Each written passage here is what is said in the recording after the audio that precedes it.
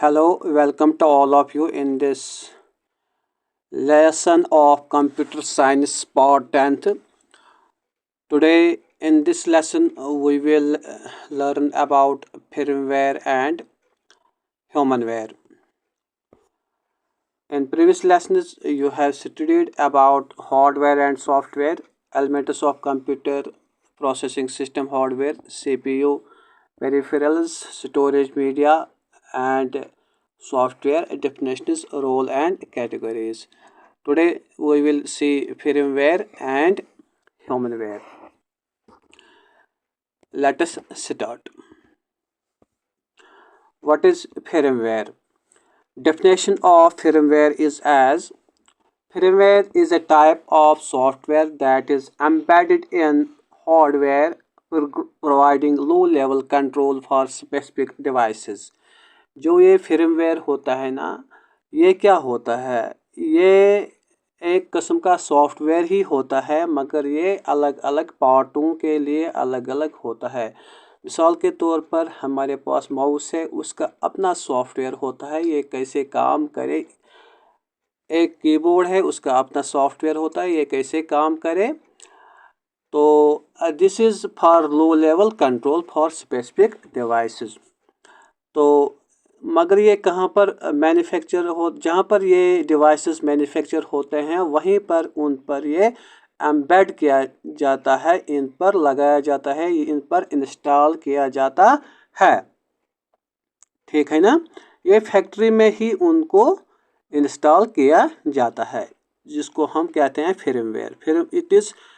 It is not operating system. It is just software installed on the specific devices which facilitate computer system to provide specific functions. मिसाल के तौर पर हमारे पास mouse है, keyboard है, scanner है, printer है, उनका अपना सॉफ्टवेयर होता है, वो एम्बेड किया गया होता है। कहाँ से? फैक्ट्री में ही। उसको हम firmware कहते हैं। And that is for specific functions for specific devices. It is often stored in non-volatile memory and is essential for the functionality of devices like printers, routers and various electronic components. ये कहाँ पर store किया जाता है firmware या ये software? Non volatile memory. Non volatile memory का मतलब क्या है?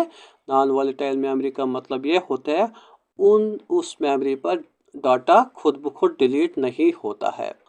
जो वोलेटाइल मेमोरी होती है उस पर डाटा खुद डिलीट हो जाता है। जैसे रैम है, रैम क्या है? Volatile memory. रोम क्या है? Non volatile memory.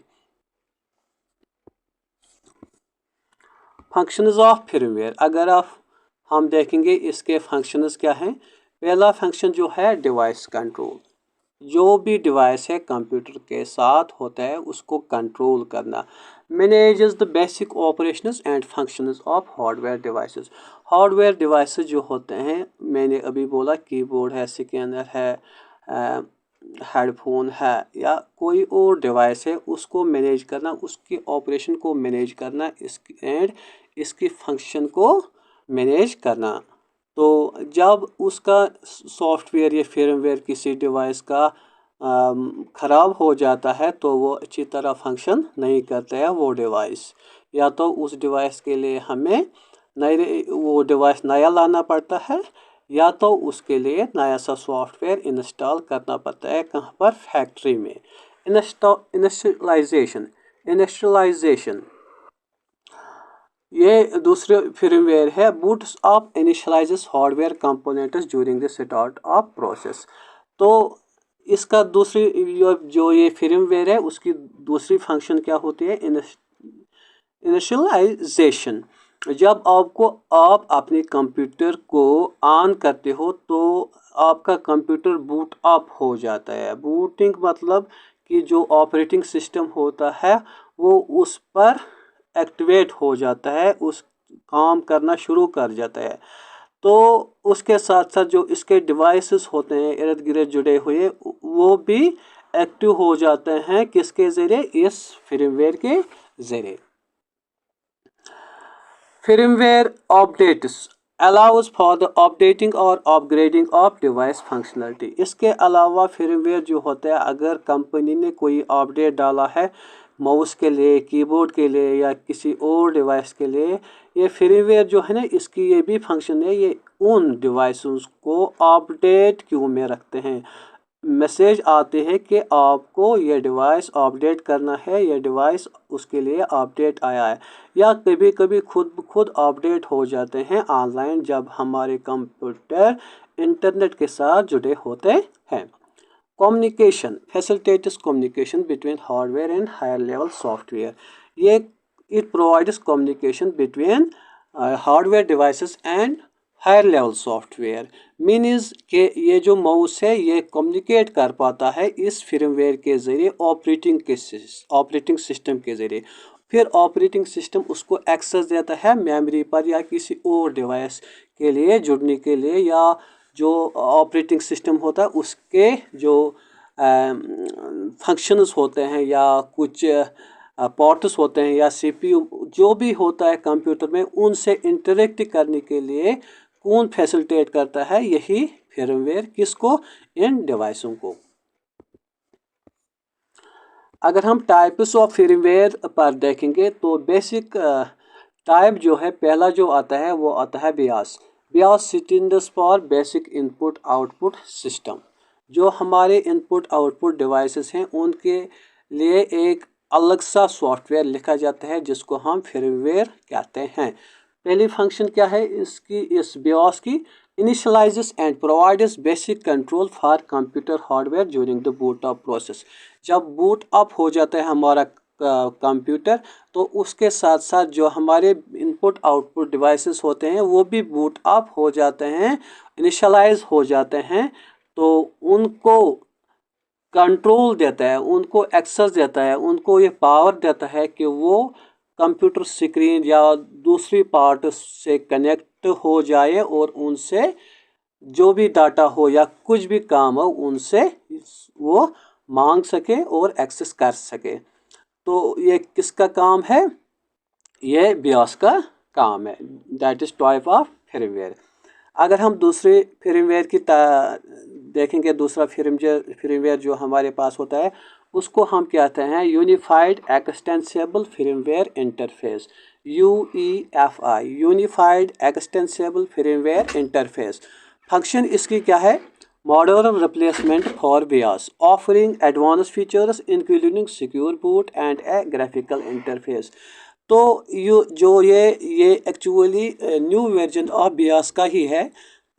इसने BIOS को रिप्लेस किया है। जो मॉडर्न कंप्यूटर्स हमारे पास आते हैं अब उनमें यूनिफाइड एक्सटेंसिबल firmware इंटरफेस है, किसकी जगह? BIOS की जगह, ठीक है ना।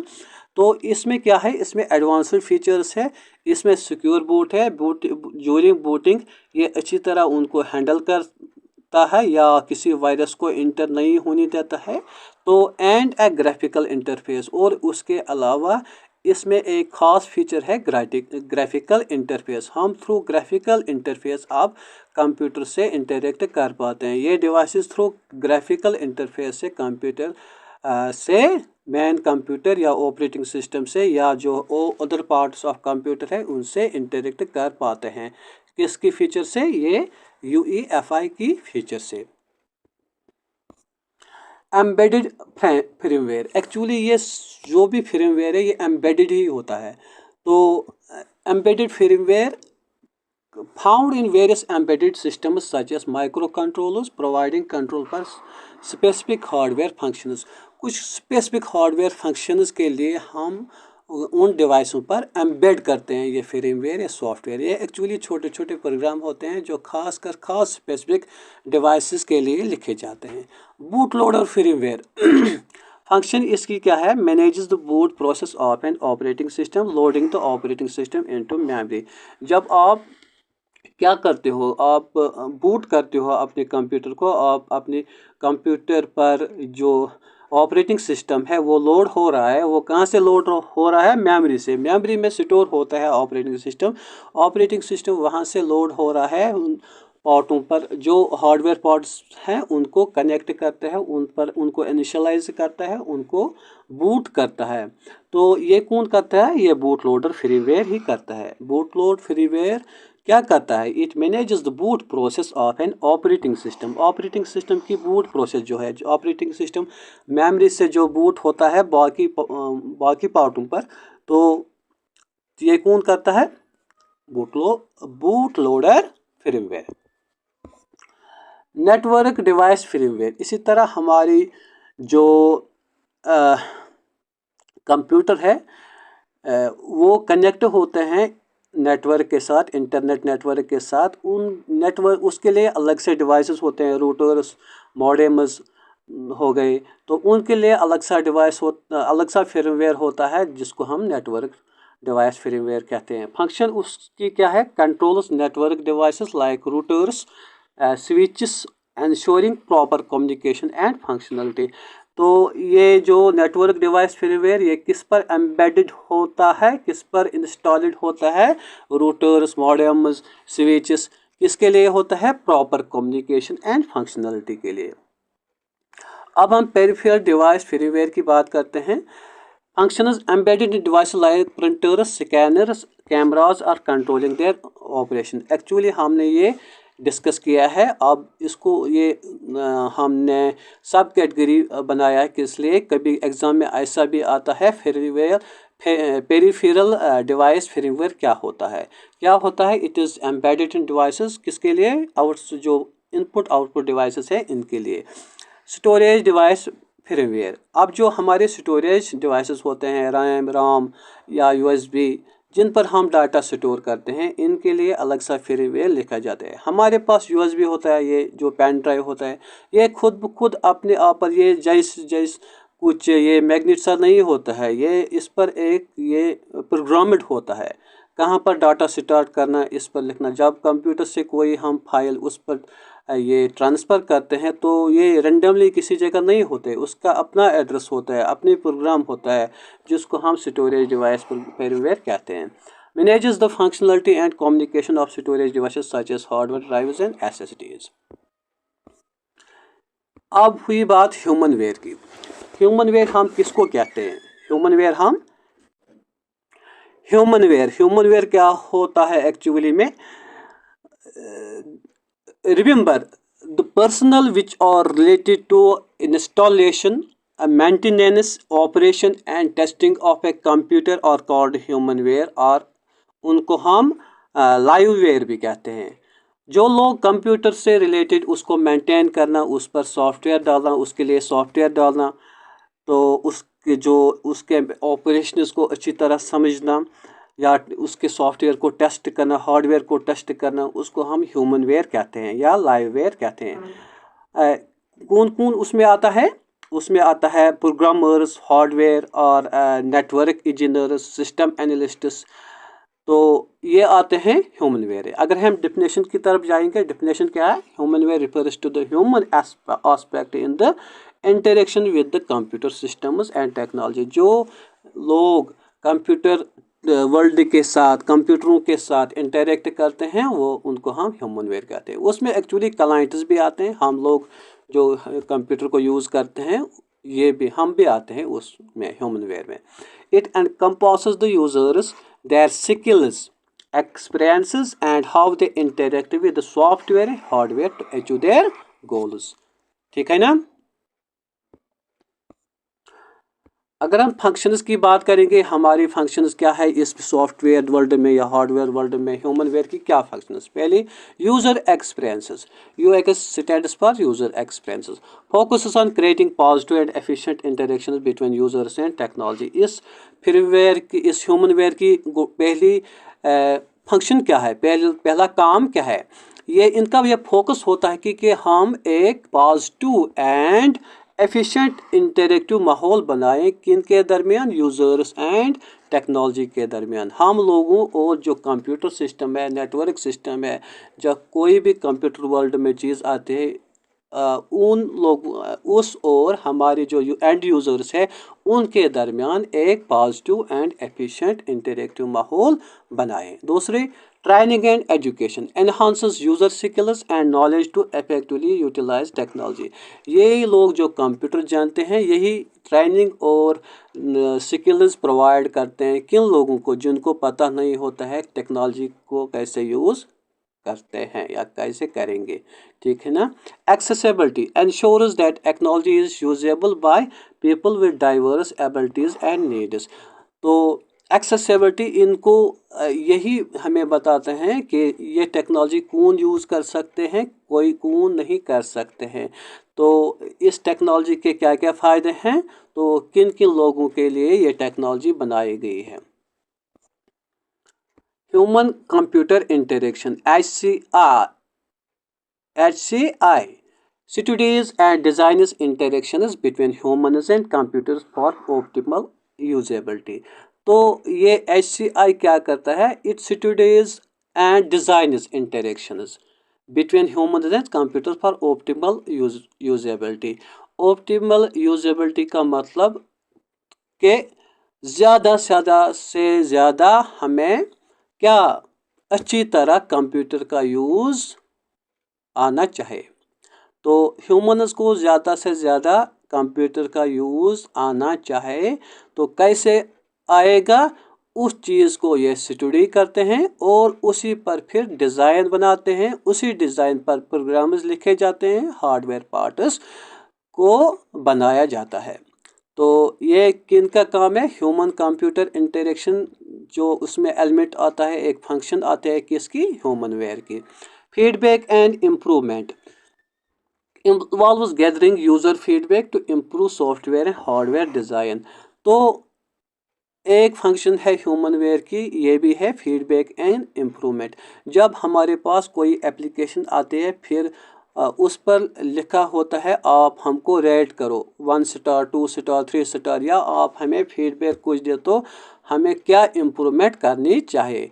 तो यूज़र्स की नीड जो होती है वो उसी के हिसाब से फीडबैक देते हैं और उसी यूजेज के हिसाब से, उसी नीड के हिसाब से जो वे प्रोग्रामर्स होते हैं वो अपने जो सॉफ्टवेयर है उसमें अपडेट लाते हैं। तो जब वो अपडेट लाते हैं तो ज़्यादा से ज़्यादा यूज़र उसको यूज़ कर सकते हैं, तो उसके बाद उसको पॉजिटिव फीडबैक मिलता है और मार्केट भी बढ़ जाता है। अगर हम टाइप्स ऑफ ह्यूमन वेयर की बात करेंगे तो पहला आता है यूज़र इंटरफेस डिज़ाइन। तो वो लोग जो यूज़र इंटरफेस डिज़ाइन कहते हैं, यूज़र इंटरफेस डिज़ाइन जो इंटरफेस हमारे सामने आता है।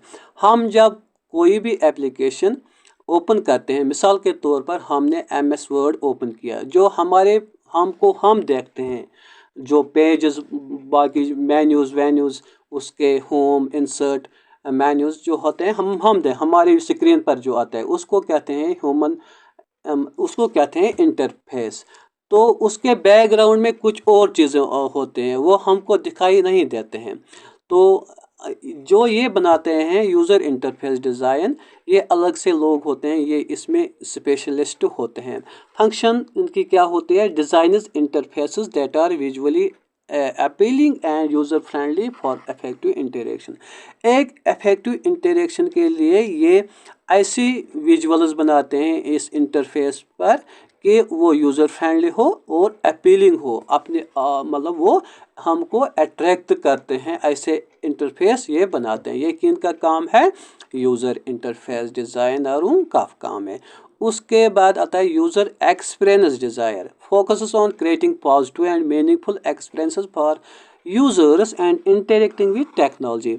ये यूज़रों की नीड को देखकर ऐसे डिज़ाइन बनाते हैं जो पॉजिटिव एंड मीनिंगफुल एक्सपीरियंस के साथ हों।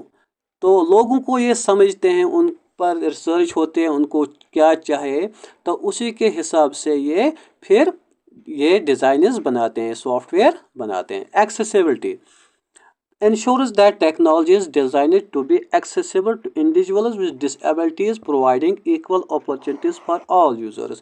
तो ये लोग क्या करते हैं, ये करते हैं कि हमको चाहिए कि हर एक इंसान चाहे वो स्पेशल पर्सन हो, स्पेशल एबल्ड पर्सन हो, जिसको पुराने ज़माने में हम डिसेबल कहते हैं, आज कहते हैं special person, specially abled person. तो ये कहते हैं कि हर एक इंसान को इक्वली क्या होना चाहिए, अपॉर्चुनिटी होनी चाहिए कि वो टेक्नोलॉजी को यूज़ करे।